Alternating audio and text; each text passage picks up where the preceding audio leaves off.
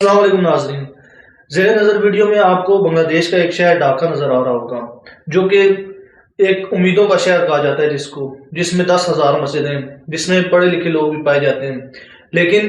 کچھ عرصہ پہلے یہاں کی منسٹری کو ایک مسئلہ درپیش آیا کہ یہاں کے لوگ سب کچھ سمجھنے کے باوجود بھی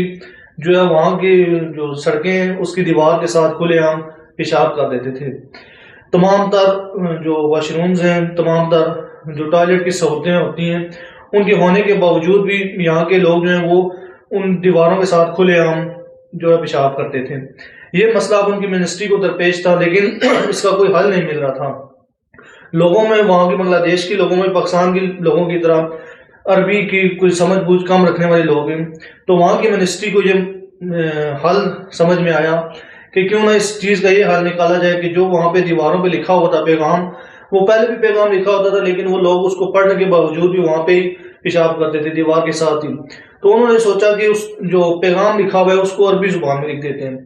تاکہ لوگوں کو سمجھ ہی نہ آئے، شاید اس سب کا کوئی اثر پڑ جائے کہ وہ عربی کا احترام کر جائیں۔ تو وہ عربی میں جو لکھا ہوا تھا کہ پیشاب کرنا منع ہے، اس دیوار کے اوپر انہوں نے عربی سے لکھ دیا کہ پیشاب کرنا منع ہے۔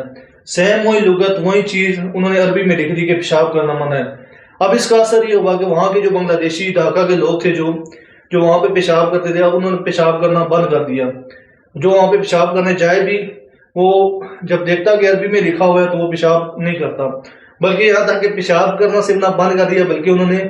اس کو جو لکھا ہوا تھا اس کو چومنا بھی شروع کر دیا، اس کا احترام بھی کرنا شروع کر دیا۔ اور اس طرح اس منسٹری نے جو ہے وہ اس مسئلے کو جو 100% ہے وہ حل کر لیا اور اس کو دائمی طور پر، مکمل طور پر حل کر لیا۔ ایسا ہی کچھ مسئلہ پاکستان میں بھی درپیش آتا ہے کہ یہاں کے بھی دین کے ٹھیکیداروں کو، یہاں کے بھی جو دین کے معمار بنے ہوئے ہیں، ان کو بھی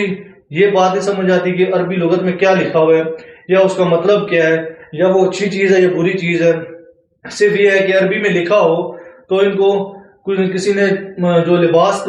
زیب تن کر لیا عربی میں لکھا ہوا، تو یہ نہیں دیکھنا کہ اس پہ لکھا کیا ہوا ہے، بس اس پہ چڑھ دوڑنا ہے کہ اس نے توہین کر دی ہے۔ اب انہوں نے دیوار کے اوپر لکھ دیا کہ پیشاب کرنا منع ہے، اور وہ پاکستان میں لکھ دیتے تو یہ بھی توہین ہو جاتی۔ جیسے بنگلہ دیشیوں نے سمجھا کہ یہاں پہ پیشاب کرنا توہین ہے، تو اس کو جو لکھا ہوا ہے پیشاب کرنا منع ہے اس کو چوم